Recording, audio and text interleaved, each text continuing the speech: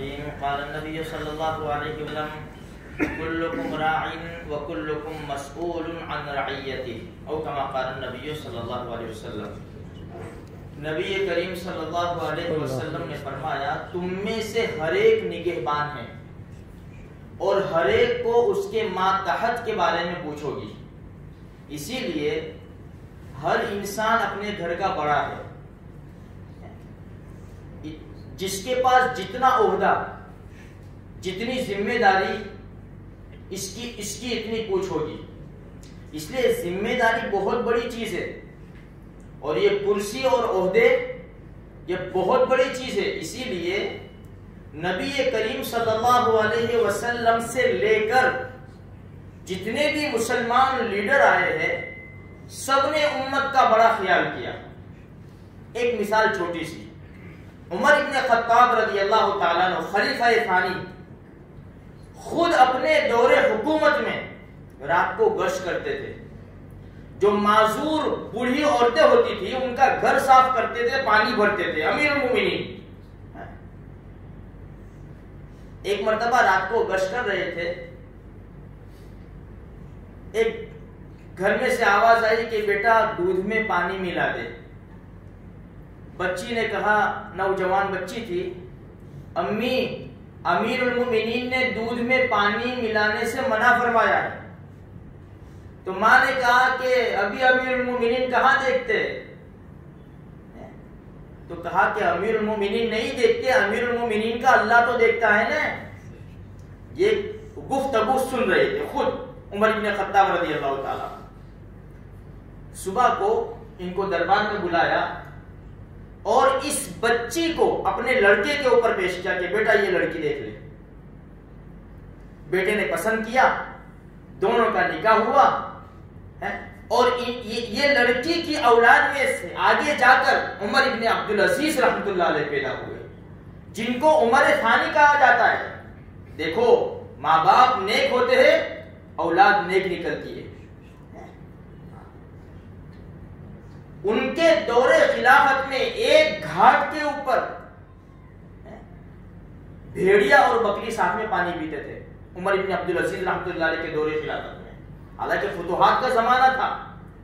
ایسا لکھا ہے کتابوں میں کہ پہلے بادشاہ بننے سے پہلے جب سفر کرتے تھے نا 40 اونٹوں کے اوپر ان کا سامان چلتا تھا پیچھے.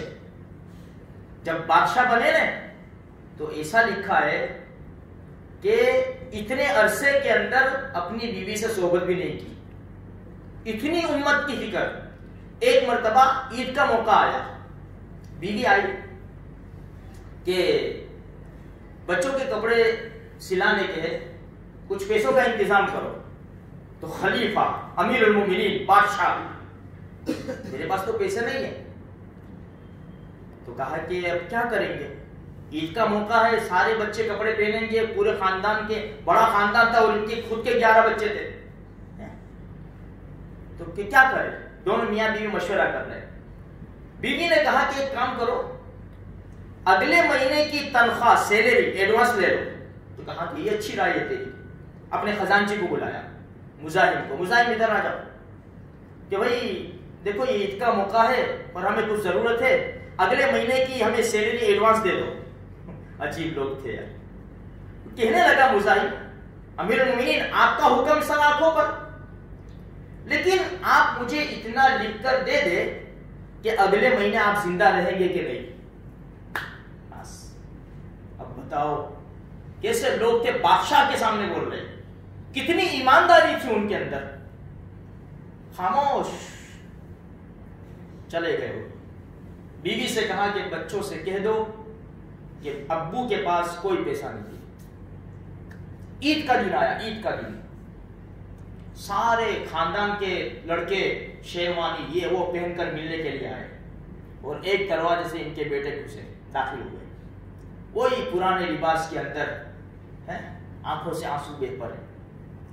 سب کو گلے سے لگایا اور کہا کہ بیٹا میں تمہیں سونے کے لقمے کھلا سکتا ہوں لیکن جہنم کی آگ مجھ سے برداشت نہیں ہوگی. اگر یہ امت کا مال میں تمہیں کھلا دوں تو میں جہنم کی آگ کو برداشت نہیں کر سکتا. بیٹے بھی بیٹے تھے، ابو کوئی حرج کی بات نہیں ہے، اس حال میں بھی ہم خوش ہیں. ایسی زندگی سے جب انتقال ہوا، دنیا سے پردہ فرمایا ہے، قبر میں اتارا، ایک چٹھی آئی، ایک پیپر آیا، اڑتا اڑتا اڑتا سیدھے قبر میں. کیا لکھا تھا اندر؟ یہ اللہ کی طرف سے عمر ابن عبدالعزیز کی طرف ہم آپ کے لیے جہنم سے آزادی کا اعلان کرتے ہیں. یہ ہے زندگی. آج میرے بھائیوں چوری عام ہو چکی ہے، ڈکیتی عام ہو چکی ہے، رشوت عام ہو چکی ہے، سود عام ہو چکا ہے. مسلمان کو سمجھتا ہی نہیں ہے کہ میں کون سے گناہ میں مبتلا ہوں، میں اپنے پیٹ کے اندر کیا ڈال رہا ہوں، میری اولاد کے اوپر کیا اثر پڑے گا اور میری نسل کیسے تیار ہوگی.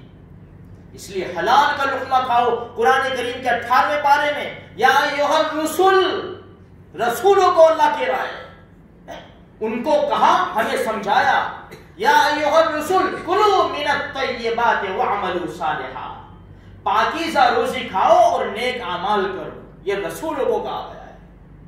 ہم تو اس کے بہت زیادہ محتاج ہے. رسول تو جنتی ہے، انبیاء جنتی ہے، ہم تو اس کے بہت زیادہ محتاج ہیں. میرے بھائیوں اچھی طرح قدم رکھ رکھ کر زندگی گزارو. اگر حرام میں اور ناجائز میں پھنس گئے تو سب سے پہلی قبر ہے، ہم برباد ہو جائیں گے. میرے بھائیوں ایسی مار پڑے گی کوئی چیخو پکار سننے والا نہیں ہوگا. روزی ہمارے مقدر میں لکھ دی گئی، وما من دابۃ فی الارض الا علی اللہ رزقها. کوئی جاندار زمین میں ایسا نہیں ہے جس کی روزی کی ذمہ داری اللہ نے نہ لی ہو. کتنا حالات آئے، کون بھوکا سوتا ہے، کچھ دو چار لقمے تو پیٹ میں پڑ ہی جاتے اللہ کی طرف سے. اس لیے میرے بھائیوں تھوڑی سی فکر کے ساتھ زندگی گزاریں گے، انشاءاللہ دنیا میں بھی فائدہ ہوگا، آخرت میں بھی فائدہ ہوگا. اللہ مجھے آپ کو اس کی توفیق نصیب فرمائے.